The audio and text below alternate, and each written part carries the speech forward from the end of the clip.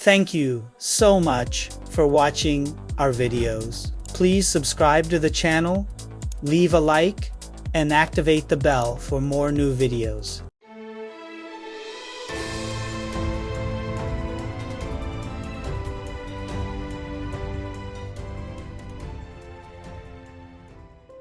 In the heart of a bustling city, where glass towers scraped the sky and electric dreams powered the pulse of innovation, there stood a building unlike any other. It wasn't just a skyscraper.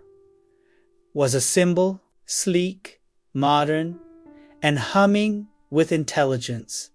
It housed one of the world's most powerful tech empires. And at the very top of that empire was a man the world knew only by headlines, fortune lists, and tabloid speculation. Nathan Eldridge to the outside world. Nathan was the quintessential billionaire, impossibly wealthy, brilliant beyond measure. Cameras captured him stepping out of black cars and sharp suits, boarding private jets, and speaking at global summits, but very few knew what he was like when the spotlight was off, and even fewer knew what he was planning. It had been years since Nathan felt truly seen. When you have money, fame, and power, people don't look at you the same. They look at what you represent. A promotion, a partnership, a fantasy, but not a person. And so the man who had once built technology to connect people had never felt more disconnected. It started as a whisper of an idea during one of his sleepless nights, watching the city lights flicker from his penthouse window. What would happen if he could step outside his name, his wealth, and his empire, and be just another face in the building he created? Not as a test stunt, but to remember what it felt like to be ordinary. And so, one Friday evening, Nathan summoned his head of security and personal assistant into a private room. "I want to be invisible," he said. They laughed at first, unsure if it was a metaphor, but he was serious. Dead serious. He arranged everything meticulously. A fake ID, a new name, Ethan Bell, and a cover story. He was a night shift maintenance trainee. No one from the night staff would know who he truly was. Cameras would be disabled in his vicinity. Access would be limited. He even trained in basic janitorial, duties mopping, fixing panels, cleaning maintenance, closets just enough to pass for someone no one paid attention to. And that's how it began. On a rainy Monday night, while most executives were heading home or flying first class to conferences, Nathan Eldridge entered his own building through the service entrance. No chauffeur, no entourage, just a uniform, some cleaning supplies, and a blank name tag. He thought he would hate it. The grime, the silence, the boredom. But that night, he discovered something entirely unexpected. She was already there when he arrived. Quiet, focused, headphones in, humming softly to herself as she wiped down elevator panels and refilled sanitizers. She wore the same uniform as he did, navy blue, with a faded company logo and a small badge that simply read, "Maya." She didn't notice him at first, and that in itself was refreshing. Nathan was used to turning heads, but Maya just glanced over, gave a polite nod, and went back to her work. No flattery, no second take, just acknowledgement. Over the next few nights, their shifts overlapped. At first, their conversations were functional. "Do you have the key to the 22nd floor supply closet?" "Yeah, it sticks a little." "You have to jiggle it. Then came shared complaints about broken vacuums, stubborn coffee stains, and the oddly spooky vibe of the 42nd floor after midnight. Soon, there were shared snacks, coffee breaks in the empty cafeteria, and jokes whispered between cleaning routines. But what truly struck Nathan was how open she was. Not with her past, she was careful with that, but with her thoughts, her way of seeing the world. She had opinions about everything: how automated systems made people lonelier, how the news painted tech giants as saviors when they were just flawed people with too much power, how some people, no matter how hard they worked, remained invisible. In this building, she said one night, tossing a rag into a bucket, you either exist on the 50th floor or you disappear in the basement. Nathan didn't say much, but those words hit him like a punch to the gut, because for the first time, he saw what the company looked like from the ground up, and he realized how many people worked behind the scenes, unrecognized, unseen. And yet, here she was, brilliant, witty, capable, overqualified for janitorial work, clearly. But she wore her humility like armor and refused to let the world define her worth. What about you? She asked him once. What did you want to be before you ended up here? He hesitated. Someone who builds things. She smiled. Still can. Doesn't matter where you start. Each night, he found himself looking forward to seeing her. Not in a romantic way at first. It was simpler than that. She was the only person in a long time who talked to him like he mattered, not because of his name, but because of his thoughts. She didn't know he was Nathan Elridge. Didn't care. She once rolled her eyes at one of his software companies, saying the app was addictive nonsense. He laughed so hard, he had to fake a coughing fit. Days turned into weeks. He learned that she loved old movies, baked muffins for her grandmother on Sundays, and carried a worn-out copy of a book called Invisible Cities in her backpack. She learned very little about him because he never offered much.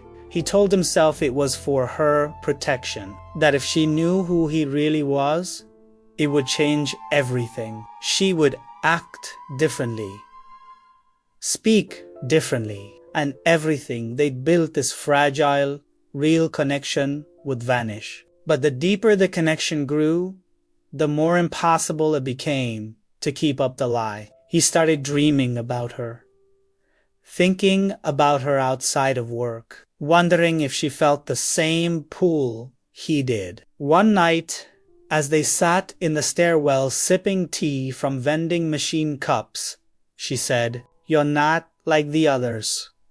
He asked, "What others?" "The ones who stop seeing people." He didn't respond, but his chest ached with guilt. One Friday night, she didn't show up. He waited. The hours dragged. The building echoed with emptiness. The next day, he broke protocol. Searched her employee file. Nothing invasive, just enough to make sure she was okay. That's when he discovered it. Maya wasn't just a janitor. She was the heir to one of the company's original investors, a hidden shareholder, someone who, after a family falling out, had chosen to walk away from her inheritance and live anonymously, building her life from the ground up. She, too, had been hiding.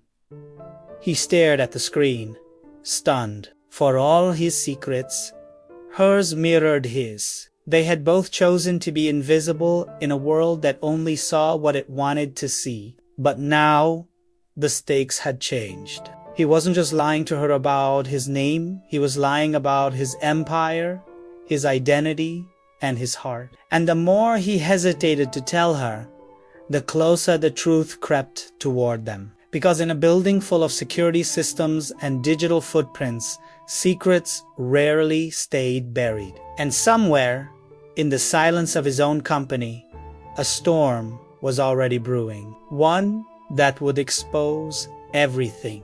In a world that often measures people by their achievements, by the glimmer of their clothes or the weight of their last names, Maya had long ago chosen a different route, not because she lacked ambition, but because she had learned far too early that some kinds of wealth poisoned the soul. She had once lived in a grand house, tall windows, imported chandeliers, and corridors where voices echoed with loneliness. She was the only daughter of a family whose surname opened doors before anyone even knocked. Her father, a man of sharp suits and sharper ambitions, believed that legacy mattered more than love, and that a person's worth was best calculated on a spreadsheet.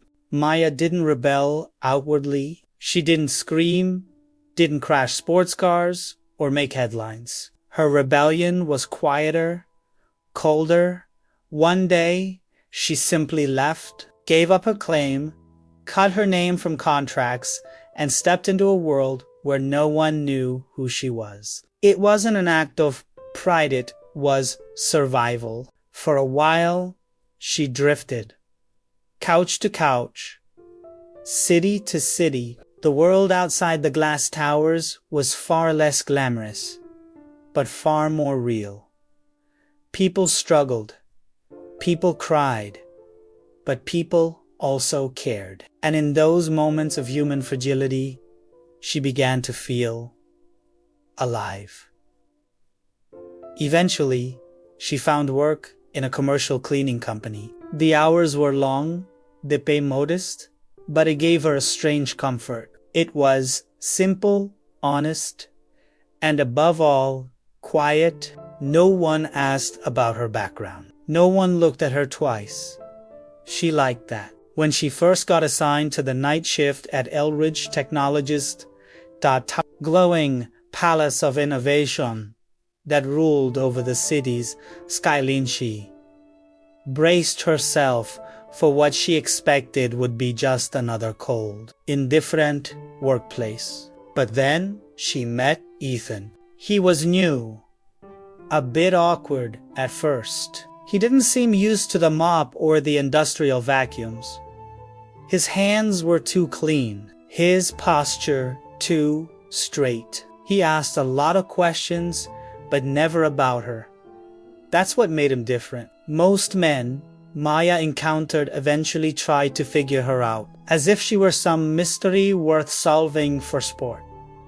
But Ethan simply listened. When she talked about the loneliness of the night shift, about how buildings changed personalities when people left, he nodded with genuine attention. When she joked about ghosts in the elevators or the way some employees still left passive-aggressive notes in the break room, he left not to impress her, but because he genuinely found her funny. He asked for her help with cleaning equipment, with navigating the confusing maze of floor assignments, with unspoken rules like which vending machine ate your money and which one had the best coffee. And in return, he gave her something she hadn't had in years: comfort. Not the kind that came from luxury, but the kind that came from consistency. From the way he showed up every night. From the way he looked at her, not like a stranger passing through, but like someone who saw her, not her past, not her fortune. Just Maya. One night, as they were dusting office desks on the 41st floor, she asked him a question she hadn't planned to ask. "Why are you here?" He blinked. "What do you mean?" "You're smart. I can tell. And you don't move like someone used to manual work. So, what brings you to night janitorial?" He paused, smiled faintly. "Maybe I needed a reset," he said. "Or maybe I just wanted to see the world from a different angle." She stared at him for a beat longer than usual. She didn't press. She knew better than anyone that some answers had to come in their own time. Still, something about him didn't add up. He wasn't like the others. The other janitors didn't talk about neural networks or quote philosophers during break time. Ethan did. He once referenced Dostoevsky during a conversation about broken coffee machines. He made her laugh until she spilled her drink. But it wasn't just that. He looked at the company differently. Not with the resentment most janitors felt, nor with the starry-eyed admiration of outsiders. It was as if he knew the building, knew its bones. "You talk like someone who built this place," she teased one night. He grinned. "Would you believe me if I said I had?" She laughed. "Not a chance." The irony, of course, was suffocating, but she didn't know, and he didn't correct her. As the nights passed, she found herself looking forward to their shifts more than she wanted to admit. She caught herself brushing her hair before work, choosing lip balm with a little shimmer. Subtle things, foolish things. She wasn't supposed to fall for anyone. She'd built walls so high even she forgot what was on the other side. But Ithahi didn't try to climb the walls. He just sat quietly outside them, waiting, respectfully, patiently. It terrified her, because what if he found out? What if he discovered that she wasn't just Maya, the janitor? What if he knew she once wore designer dressers to board meetings, that her family name was stitched into the very fabric of the city's financial elite? What if he left, or worse, what if he stayed, but only because of her past? She had lived that story before, when people loved the version of her tied to money, to privilege, to power. Not again. So, she decided to keep her truth buried. Let him fall for this version of Hertha, one who ate leftover bagels from meetings, who wiped fingerprints off of CEO doors, who hummed classic jazz under her breath during quiet shifts. It was safer this way. They shared long conversations in stairwells, tea in paper cups, stories about childhoods, regrets, dreams, all carefully edited. Both of them. She told him about her love for astronomy, how she used to sit on rooftops and name stars after emotions, how she believed some people were constellations waiting to be connected. He told her that he liked solving puzzles. She didn't know how true that was. Still, there were moments quiet, slips where she sensed something off, like the way he sometimes stared at the CEO's office a beat too long, or how he seemed to know which doors required card overrides, or the way the security guards nodded at him, just slightly before catching themselves. But she brushed it off. Her heart didn't want to know until the night everything changed. They were cleaning the executive conference room, polished wood, enormous glass windows, and a digital whiteboard still lit from the last board meeting. Maya was wiping the table when her eyes fell on the display screen. It flickered as the projector booted back up. Someone had left a file open. It read, Elridge Technologies Founders Report. There, in bold letters, was a name she knew too well, Nathan Elridge, and next to it, a photograph. Her heart froze. It was Ethan. Same eyes, same face, clean-shaven in the photo, but unmistakably him. She dropped the cloth in her hand. Her breath caught. It couldn't be. No. It had to be a mistake. But her hands moved on their own, scrolling through the file. There were quotes. Company milestones. The man she had spent every night with, joking about vending machines and existentialism, was the man who owned the building. She backed away from the screen, nearly tripping over the janitor's cart. 1,000 thoughts collided in her brain. Why had he lied? Why pretend? And worst of all, had she let her guard down for nothing?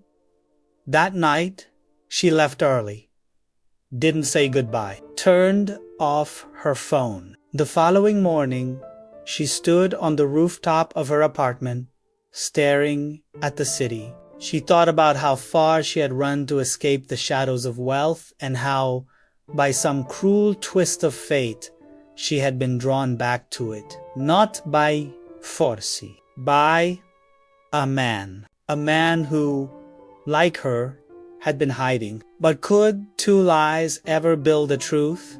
She didn't know. All she knew was that the girl who saw no fortune had accidentally fallen for the one who had it all. And now, her heart so carefully guarded was exposed once again. There's a strange kind of magic in the moments we're not supposed to remember, the ones that take place in silence. Behind closed doors, under fluorescent lights, when the world has already gone to sleep. The kind of moments that slip between official schedules and public records, that never make it to Instagram or calendars, but shape our lives all the same. For Maya and Ethan, those moments were everything. They weren't supposed to be lovers, not supposed to be confidants. They were two night workers in a corporate tower where the day people wore suits and made decisions that moved markets. But when the elevators stopped dinging and the conference rooms turned dark, their world came alive. They moved like shadows, parallel but always aware of the other. She would hum quietly down the hall, a soft melody that echoed off marble and glass. He would wait until she passed to mimic her tune just off-key, making her spin around, laughing. Their conversations started in elevators, continued in broom closets, and ended in long stairwell chats, knees pulled up, sharing bites of vending machine candy like kids at camp. There was no logic to it, this rhythm they'd created. Ethan, who wasn't Ethan, Maya, who pretended not to know. Since the night she saw his real identity on that digital whiteboard, Maya hadn't confronted him. Not yet. She needed time. To think, to breathe, to understand. And part of her wanted to believe that maybe he'd tell her on his own. Maybe it wasn't a game. Maybe there was a reason.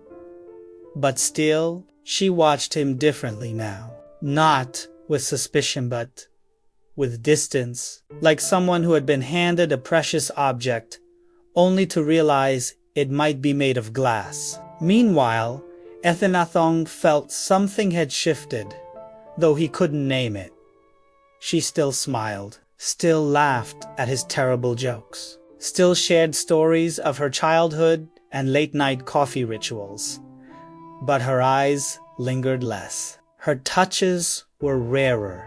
There was a quiet between them now that hadn't existed before. One evening, they sat together on the rooftop garden, one of the few places in the building where the city could be heard breathing. She asked, "Do you ever feel like this place was designed to keep people apart?" He looked at her. "What do you mean? All this glass, all these partitions, all these levels, everyone's always looking up or down. No one ever looks across." He stared out at the skyline, then back at her. "Maybe that's why I wanted to work the night shift." "Why?" she asked, knowing now that the question carried a double meaning. "To see what's real," he answered. Her heart twisted. It was such a perfect answer, but it came from such a complicated mouth. They sat in silence for a while, until he spoke again. "You ever wonder what would happen if we stopped pretending?" She froze. The question hung there, heavier than the air around them. "What do you mean?" I don't know. Just if people dropped their masks for a second, showed who they really are. She looked at him then. For a long time. He was close. Closer than usual. The city lights reflected in his eyes like tiny stars. And yet, all she could think about was how he'd been lying. Every night, every laugh, every shared moment. But he was also telling the truths, some truths. Not about his name, but about his thoughts, his fears, his loneliness. So, she responded carefully, I think people don't wear masks because they want to deceive. Sometimes they wear them because the truth costs too much. He didn't answer. Instead, he reached into his coat and pulled out a small notebook. It was black, leather-bound, and worn at the edges. He flipped it open and passed it to her. She looked down. Inside were sketches, detailed, hand-drawn sketches of rooms, machines, algorithms, but also of her, not in a creepy way. Nothing exaggerated or romanticized, just her sweeping the lobby floor, leaning on her mop, sitting cross-legged in the break room. Losi Ina book. She turned the page and found a drawing of her laughing, head thrown back, eyes closed. She felt her throat tighten. You drew these. He? Nadad. I didn't mean to, he said. It just helped me remember the nights. She closed the book gently. You don't need sketches to remember, she whispered. You live them. He didn't know how to answer that. That night, when they parted ways in the hallway, their hands brushed for just a second too long. But instead of acting on the moment, they turned away, because truth was closing in. Neither of them was ready for it. The next week passed slowly. Small things began to break the rhythm. A security guard asked Ethan for a signature on a confidential delivery. Maya noticed a senior executive passed him in the hall and did a double take. Maya noticed that too. Then, one night, she arrived early to their usual stairwell, only to overhear a phone call. He was pacing his back to the door, voice low but urgent. I don't care about the Bortel. Them I'll release the shares when I'm ready. Pausi. No. They don't know yet. She doesn't know. And I don't want her finding out like this. Maya didn't breathe. She's not like them, he said quietly. She doesn't care about any of it. And then, softer. I don't want to lose her. Maya stepped back before he turned around. Her heart was thundering. She should have been angry, should have confronted him, but instead she cried. Because in that quiet hallway, for the first time, she heard the real him. Not the billionaire, not the janitor, just the man. A man afraid to lose the one person who made him feel human. That weekend, a new complication arrived. A press leak, a rumor about Nathan Elridge disappearing from the public eye. Speculation, gossip. One outlet suggested he was sick. Another claimed he'd gone into hiding to restructure the company. No one guessed the truth. But suddenly, the board of directors was on edge. Executives whispered in elevators. Meetings ran late, and Maya could feel the walls closing in. One night, after their shift, she asked him the question she had been holding inside. Ethan, what do you want? He looked up.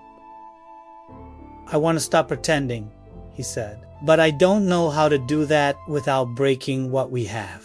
She stepped forward, then tell me.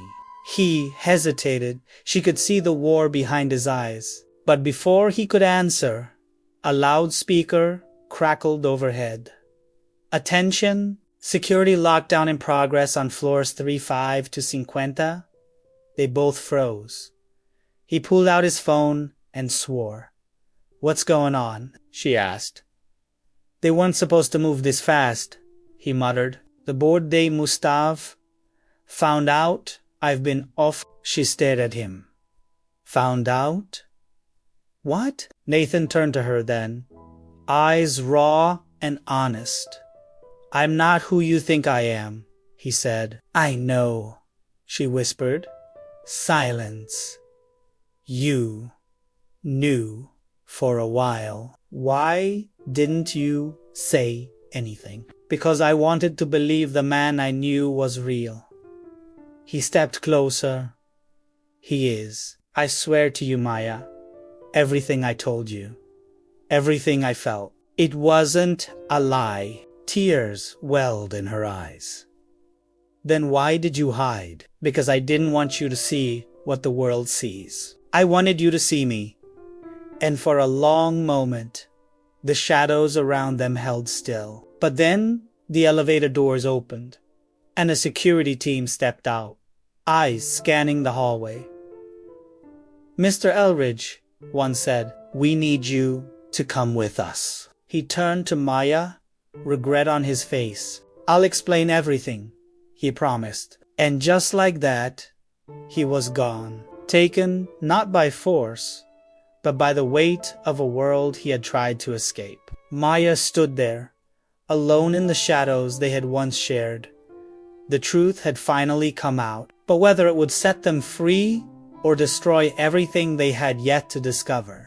The boardroom was colder than Maya expected. Not the chill of the air conditioning, though that was sharp enough, but the kind of cold that comes from power, suspicion, and hidden agendas. The walls were polished glass, reflecting her uncertain face, back at her as she sat stiffly in the leather chair, waiting. Natano Itano was already there. His usual ease was gone, replaced by a heaviness she'd never seen before. The suit he wore wasn't just fabric, it was armor. But beneath it, something vulnerable trembled. When the door closed behind her, the dozen or so executives around the table turned their eyes to her. She was a janitor nobody, or so they'd always thought. Now she was the key to unraveling a secret that could shake the company to its core. Ms. Maya, a man with thin silver hair, began. "Thank you for coming. We know more than you realize." Her heart beat fast, but she kept her voice steady. "I'm not here to cause trouble." A woman beside him, sharp and calculating, leaned forward. "The company needs transparency. Mr. Aldridge's disappearance has created uncertainty, and we believe you may have insights." Maya swallowed hard. What could she possibly say? She barely knew him, and yet she felt like she had known him forever. She glanced at Nathan. He gave her a small nod. Taking a breath, she began. "Ethan is different than the man you think he is." The executives exchanged glances. "Explain." Maya told them about the nice day conversations, the sketches, the kindness he'd shown, about the man behind the mask, about the loneliness and fear, about the man who didn't want to be a symbol but just a person. Her voice grew stronger with each word, fueled by the truth she now carried. "You see the suits, the money, the headlines, but you don't see the man who wonders if anyone will ever really know him." She spoke not just to defend him, but to plead for understanding. When she finished, the room was silent. Then a voice broke through. "Ms. Maya, why did he hide?" She looked at Nathan. He took the question and replied, "I hid because the world only wanted the billionaire, not the man." His eyes locked with hers. "And because I was afraid if she knew the truth, I'd lose her." The room seemed to shrink with tension. One executive leaned in. How can we trust that this connection is genuine? Maya's gaze hardened. Because I see the truth beneath the suit. She told them about the late night talks. The moments when Nathan was just Ethan the man who cared, who doubted, who hoped. Slowly, the executives began to soften, but then came the hardest part. Mr. Elridge, the chairman said, you've put us in a difficult position. Your absence has affected stock prices and partnerships. How do you intend to move forward? Nathan stood. I will take full responsibility, and I want Maya to be part of the company's future, not as a janitor, but as a partner. A gasp spread through the room. Maya's eyes widened. Nathan continued, this company is more than profits and patents. It's about people. And Maya reminded me of that. He looked at her, sincere and hopeful. The room remained tense, but the ice had begun to crack. Outside the boardroom, Maya and Nathan walked quietly through the building that had become both their prison and sanctuary. I never thought this day would come, Maya said softly. Nathan smiled, but it was tinged with sadness. The truth can set you free, but it can also burn. She took his hand. We'll face it together.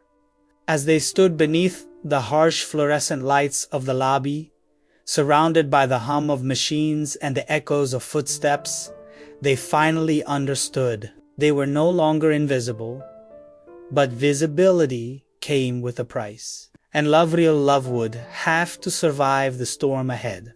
The moment the news broke was like a shock wave ripping through their carefully built world. The media frenzy, the whispers in the hallways, the glare of camera zone of it spared Maya or Nathan. Their secret, once a fragile thread holding them together, was now exposed to the merciless light of day. Maya felt the weight of 1,000 eyes on her. Every glance, every whisper felt like a knife. The company she'd walked through unnoticed suddenly seemed like a stage where everyone was watching, judging, waiting. And Nathan, once the man who had hidden behind shadows, was now forced into the spotlight. His every move scrutinized, his every word dissected. But the hardest blow was the silence between them. What had once been late-night talks and stolen moments turned into cold distances and unanswered messages. Maya's heart ached with betrayal, confusion, and a deep sadness she couldn't name. Why had he kept her in the dark for so long? Did he really think he could protect her by hiding the truth? And Nathan, overwhelmed by guilt and regret, felt like he was losing her piece by piece. He reached out, tried to explain, but every word seemed to push her further away. Their love once a secret refuge had become a battlefield, and in the quiet moments when they were alone, the silence screamed louder than any argument. Maya wrestled with her feelings. She wanted to forgive, to understand, but the scars of deception cut deep. Nathan vowed to earn back her trust, but the path was uncertain, and the shadows of doubt loomed large. Would their love survive the storm, or would the truth, once revealed, be too much to bear? The city was quieter now, the buzz of rumors and cameras fading like a distant storm. Maya and Nathan had retreated from the spotlight, stepping away from the chaos to find something neither had dared to hope for before: a chance to be themselves. They met in a place untouched by their Passasmol cafe, nestled between old brick buildings, where time moved slower and people looked into each other's eyes instead of their phones. No titles, no fortunes, no expectations, just two hearts learning to beat again. They talked for hours about everything and nothing, about fears, mistakes, and dreams that still flickered despite everything. Maya told Nathan about the girl she once was, the invisible heiress who chose to disappear. Nathan shared his fears of never being loved for who he was beneath the suit, and slowly they peeled back the layers of pretense and pain. There was no grand declaration, no dramatic gestures, just quiet understanding, because love without a name, without titles or secrets, is love at its purest. They learned to trust again, not because of words, but through small acts. A touch, a smile, a shared silence. They didn't know what the future held, but they knew one thing. Together, they could face it. And sometimes, being invisible was the greatest gift of all. The end.